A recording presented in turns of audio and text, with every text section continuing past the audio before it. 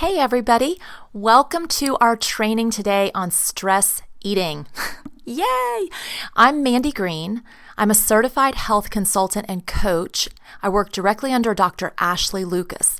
She's the creator and founder of PhD Weight Loss and Nutrition. So depending on when you're listening to this, I'm recording it during the 2020 COVID pandemic because, like most people, I'm doing my part to practice social distancing, and I've been blessed and lucky enough to get to keep working with my clients and coaching from home. So I've been chatting with a lot of clients that are also at home, and they are stressed, and they are eating.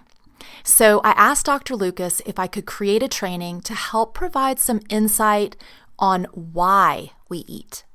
You know, it's easy to get wrapped up in what to eat, right? I mean, we can make lists and menus and protocols. We can count carbs. We can measure our fats and proteins. But lucky for us at PhD, we already have a custom formula for each and every client that maps out exactly what to eat.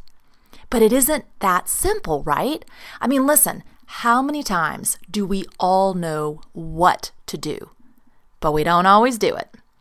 You might remember in your initial consultation with your health consultant at PhD that we said that the formula for success with us is 20% about the food. It's 80% about the mindset. And the mindset is the piece of why we eat.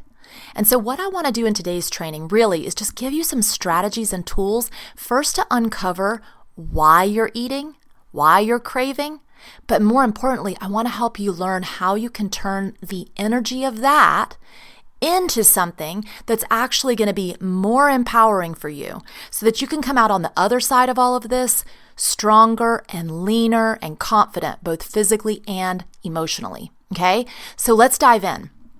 What I'm hearing a lot of y'all say is that you are bored, you're worried, you're stressed, the change, the uncertainty. Some of you are home, you've been furloughed. Some of you are working more than ever. Some of you are on the front lines. Straight up, the stress of all of it is making people make food choices that they don't want to make or they wouldn't typically make, right? And so anytime things are going wrong, I always tell my clients, listen, anytime you fall off track, I see it as a perfect opportunity to figure out what's really going on, like underneath the surface. A big part of it is facing kind of like the truth of our lives, right? The failures that we have are actually our biggest growth opportunities. Listen, I fail all the time, so I know, okay? It isn't that we just want to figure out the truth. The real secret with all of this is that we want to figure out why a lot of the time we don't even want to face that truth. Okay, I'm going to say that one more time. It isn't that we just need to figure out that truth of our lives, the why we eat. It's that we need to figure out why a lot of times we don't want to face it.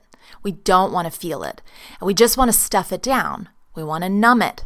And literally, a lot of us are just eating our feelings, okay? It's like we don't want to experience any kind of negative emotions. We don't want to experience any pain, discomfort, no thanks. And it's almost as if we are all entitled to be happy all the time. We feel entitled to feel happy right now in the midst of a world crisis. And I think a big part of the reason for that is that we are constantly told in our society that we deserve it. We're supposed to. I mean, look, everywhere you turn, you're being told, you're being sold happiness, immediacy, immediate happiness, instant gratification, pleasure, instant pleasure. Like you deserve it. You should buy it. You can drive it. You could own it, have it, order it instantly, 2-day free shipping. And that whole you deserve itness, listen to me, y'all, you are being sold and told the wrong thing. And it's setting you up for this big catastrophic fall because there's a lot of people making a lot of money selling you pleasure, selling you instant gratification, fast food drive-thrus. I call those dopamine drive-thrus, okay? Listen, I know a lot of y'all are hooked on the dopamine drive-thru windows. Dopamine is that feel-good hormone that your body secretes when you get it from a false pleasure place, like the fast food drive-thru. For example, you're getting this concentrated overstimulation of false pleasure, but The problem with it, when it's the false pleasure, is that ultimately, and this is how you know it's a false pleasure, it's ultimately giving you a negative net result. So in the case of the dopamine fast food drive-through window, yeah, you get the food right then, the craving is over, you numb out the feeling, you feel instant pleasure, right? But you gain weight. Or like you get so hooked on the overstimulation of the false pleasure, it's like the over dopamine hit of the sugar and carbs, the over dopamine hit of 2-day shopping on Amazon or Zappos free shipping, or the Facebook, how many likes can you get on your Facebook or Instagram feed? And you're like checking it every 3 minutes. You know, the news right now is the dopamine, over dopamine false pleasure trap, okay? The entitled feeling for happiness, the I deserve to be all the happy all the time, and I can like get that need filled immediately outside of myself with this false pleasure, this over dopamine reward. It has literally tricked your brain into thinking that that pleasure, that dopamine hit, is the most important thing. So that's the trap, right? So the more you eat, the more you eat. The more you drink, the more you drink. The more you spend, the more you spend. It's like this insatiable, unfillable, deserved need for happiness or to feel good. Yes, I did just do finger air quotes on feel good. And when we feel this entitlement of feeling good all the time, we deserve to feel good all the time. Or even something's gone way wrong because I don't feel good all the time. Then what we do is we constantly try to escape anything that doesn't feel good. We feel sad, we take a pill. Long day at work, have a glass of wine. Kids driving you crazy, go through the drive-through. Anything to quiet the pain of this internal discomfort. And so we're always trying to escape the emotions that don't feel good. We can always do it really quickly when we reach for something to medicate it quickly. You can buy it, you can eat it, you can drink it, you can fix it, right? Fast food, fast delivery, fast pickup, Amazon Prime, whatever we want, when we want it. Just think about the strangeness. And I'm sure everybody at this point has experienced this, but the strangeness of going into the grocery stores in America and the shelves aren't stocked. You know, there's no toilet paper, straight up. Like we all joke about it, but there isn't. And for most of us living in the United States, this is completely bewildering. It can almost feel scary.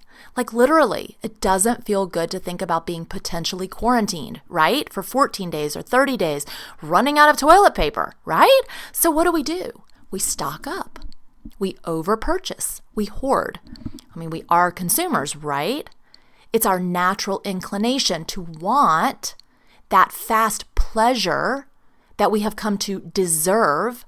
And when we don't get it, or when we feel stressed or fearful or uncomfortable or bored or worried, particularly about a loss of freedom, loss of money, loss of knowing, loss of control, then what do? We consume. We hoard, we stuff, we buffer. And so for many of us, that consumption comes in the form of food. And listen, I can remember feeling like this too. I remember feeling like if I had a hard day at work, I just wanted to tune it out, pour a glass of wine. Or if I was worried about something, I'd just go into the pantry and I would just mindlessly start munching on potato chips. Listen, y'all, I've been coaching a lot of you this week, and I know this is happening for y'all with the stress of the pandemic because it's happening at my house too. The struggle is real. Everybody, I want to be perfect. I'm the coach, right? I want to tell you that I never pop out of fat burn and that I never reach for food when I feel stressed, but that would be such a lie, and I wouldn't be able to help you if I hadn't experienced it too, right? So that's why I'm being transparent with you. You're always going to hear us coaches say to you, if you've had an off week or if your numbers pop up a little bit, we're going to say it's okay, but let's look at why it's happening. Because the tendency is to start analyzing the food journal, right?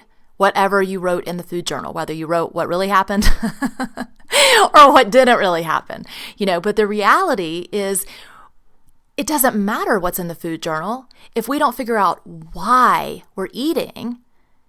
Because that's where our problem is coming from, right? If we can fix the why, then the what is immediately solved too, Okay. So I had a client tell me the other day after we had coached together a few times, and she kind of knows my like spiel on all this, my philosophy. And she says to me, well, I ate 3 Oreos.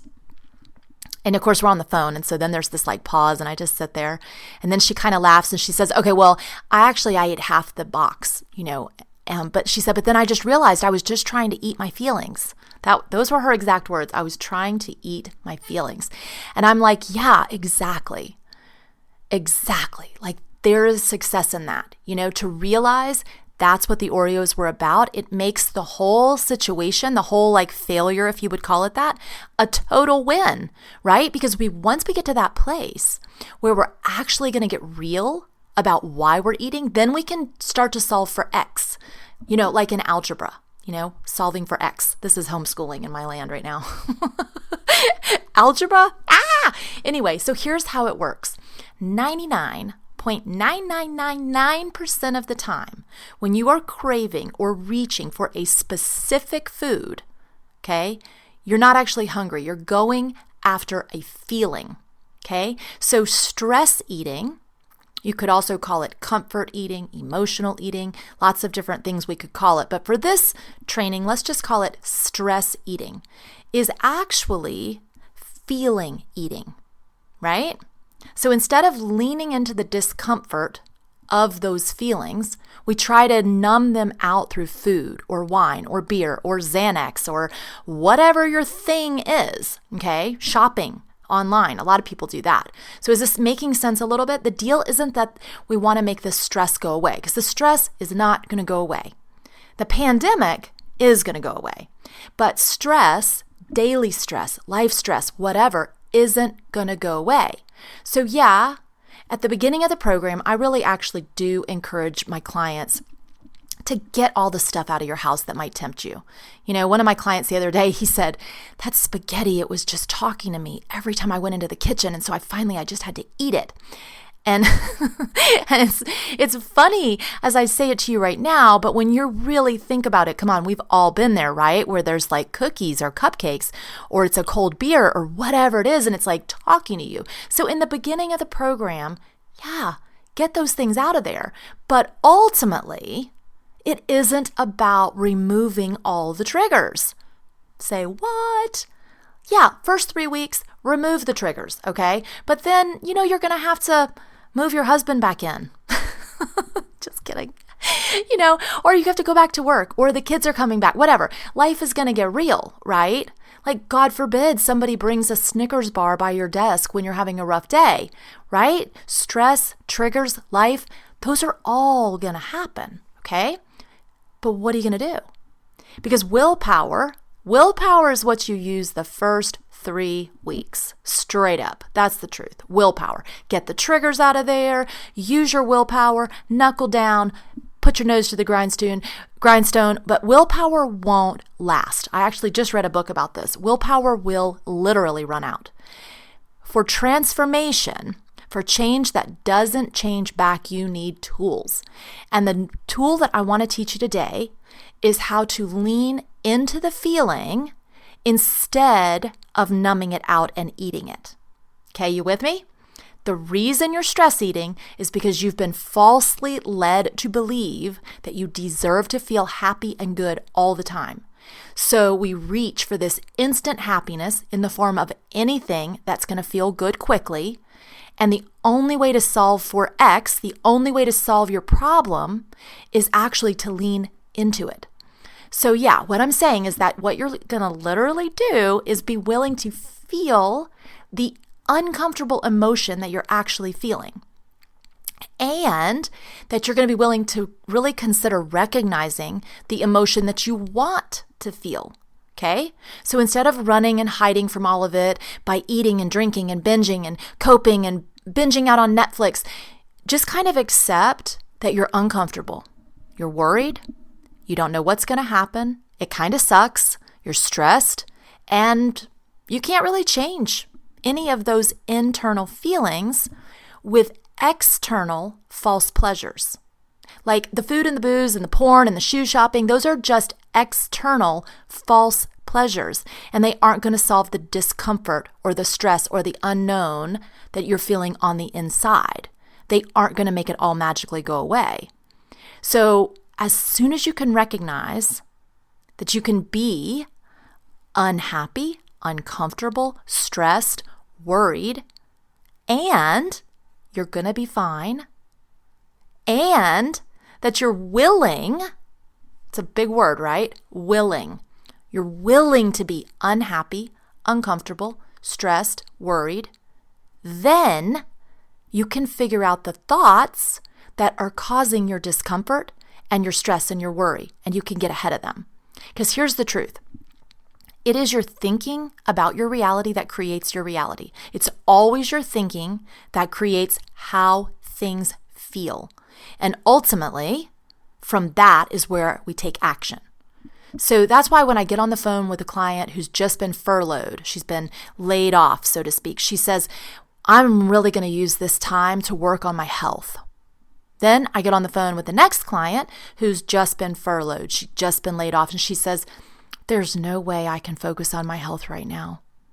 The only thing different about their situations, and in this case, it was literally true. They were both like nurses working, same hospital, same situation. The only thing different about the situations was their thinking about it.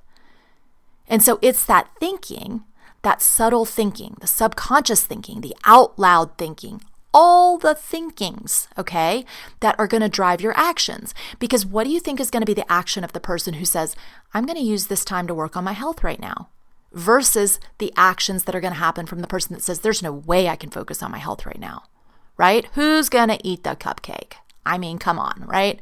So when you allow yourself to admit the feeling you want, you allow yourself to step back and figure out what action and what thought it's going to take to generate that feeling.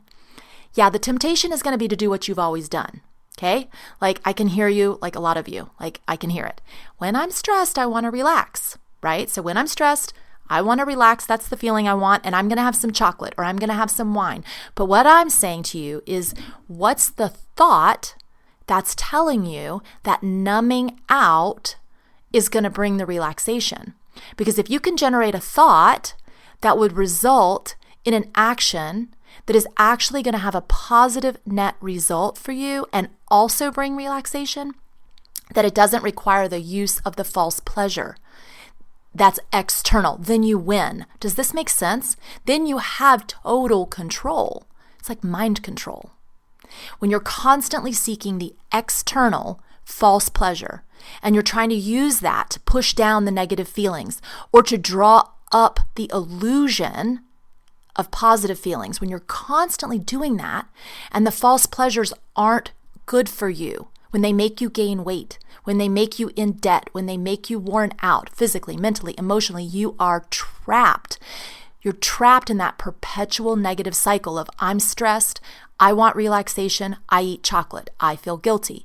I'm stressed, I want relaxation, I eat chocolate, I feel guilty. Do you guys hear what I'm saying? Do you see the cycle? Does it make sense? So the secret sauce is that you have to be willing to accept that you're going to be fine even if you're uncomfortable, even if you're anxious, exhausted, overwhelmed, stressed, even if you're super stressed. And that ultimately the way to authentically feel better is through better thinking first. And ultimately, your thinking is going to help you generate the feeling that you're actually truly after. I'm going to give you an example. This is kind of painful because it's very real for me. So we've all been quarantined together in my house, right? My husband, my 2 teenagers. And listen, they love me. I love them. But let's be real. They don't want to be home with us. They want to be with their friends. Lots of their friends aren't being made to be quarantined. And I'm swinging my finger on that to these parents that don't make their kids stay home. But, it's just been a lot of friction around here, right? Because their friends are going out, not all their friends, but some. And they don't want to do this online school and they miss their life and it's kind of stressful. And anyway, so I feel worried about the pandemic, right? So there's some tension. So it's stressful. So it's like, I'm going to have a glass of wine. Then I'm going to have a glass of wine the next night. And then until after a little while, I realize I'm having a glass of wine every night. So what's that? So I solve for X, right? So how do I do that? I stop numbing out. And I start realizing what the hell I've been thinking that's been causing me to feel so stressed. Like I stopped trying to run from the stress. That's what I said. I stopped trying to run from the stress. So what were my thoughts? Okay, well, because I took the time to do this work on myself, right? I have to do that. Otherwise, I wouldn't be a good coach. So I wrote it down. I was feeling guilty that my kids were home and not in school and at college and all of that where they should be. I was questioning whether I was taking it all too seriously, keeping them home when their friends were going out, or maybe I'm not taking it seriously enough. I was watching way too much news, way too much. I was believing my own woe is me story, and I wasn't being grateful, not really. Well, actually not at all. And I figured all that out in about 5 minutes, y'all. Seriously, all it took was for me to stop, drop, and roll. Just stop reaching for the wine. Stop reaching for the potato chips and just sit there and say, okay, maybe I'm just doing this wrong. Maybe this just is uncomfortable. Maybe I'm just afraid, and it's okay. And I'm going to be okay, even if I'm not okay. And even if it doesn't feel good, but I can accept not feeling good. I don't deserve to be happy all the time. It's a 50-50 deal, and it's okay. And so that might be a whole different lesson, but actually feelings in and of themselves only have a shelf life of 90 seconds. And when feelings last longer than that, it's because of the thoughts that you're thinking that perpetuate that feeling. But again, that's a totally different training. But the secret sauce here, y'all, the trick to the whole thing, the whole kit and caboodle, is about leaning into the discomfort, the painfulness, the fear, and just allowing the feeling, right? Even if it's miserable or terrible-ish. Is that a word? Terrible-ish? Lean into it almost as if you're inviting it. And I know that sounds wild. I know a lot of you want to argue with me about this. You want to disagree and you want to be yeah, but my situation's different. But it isn't, and you aren't. And I still love you because this really does work. This literally does solve for X. Invite the discomfort. Don't try to eat the feeling. Don't try to do the online shopping. Don't try to numb the feeling out. Don't try to change it. Just literally allow the icky feeling. And then once you're doing that, you're just sitting there breathing, feeling terrible, bring awareness to all the thoughts that you've been having, because the thoughts are what is generating the uncomfortable feelings. I know the temptation is to convince yourself that your feelings have been creating your thoughts. I'm going to say that again. I know the temptation is to convince yourself that your feelings have been creating your thoughts, to say that I feel stressed and that's coming first. But no, I'm telling you, it is your thoughts. I want to reassure you about this. Your thoughts create your feelings. Okay? I feel like I have just told you the secret of life right now. If you get nothing else from this training entirely, nothing else, I want you to get that. Your thoughts create your feelings. The actions you take come after that. Okay? Your thoughts, your beliefs, your whole belief system, right? It's a choice. Your thoughts are a choice. They generate your feelings, and the actions you take come after that. I hope this makes sense for you guys. The false pleasures, the external pleasures out there, the drive-through window, will never solve your feelings. It's going to give you a momentary false solution that's only solved with more external false pleasures. And false pleasures always yield negative results. Okay, so I can feel the resistance from you guys on this, but it's true. I want you to listen to this training a few times, and then I challenge you to lean into the discomfort you're feeling and examine your thoughts. Write them down. Email them to me. I would love to know your thoughts. Your thoughts generate your feelings, and your thoughts and your feelings determine the actions that you take, aka also known as the actions being the food you reach for and eat. Okay? Your thoughts ultimately are what create your results. All right, my friends, that's it for today. It's kind of a lot. If you know somebody who is ready to change their life and regain their health, I really want you to invite them to a free session with us here at PhD. It's our purpose and our passion to take our clients from where they are to where they want to be. All right, y'all, have a great day. Stay safe, stay positive.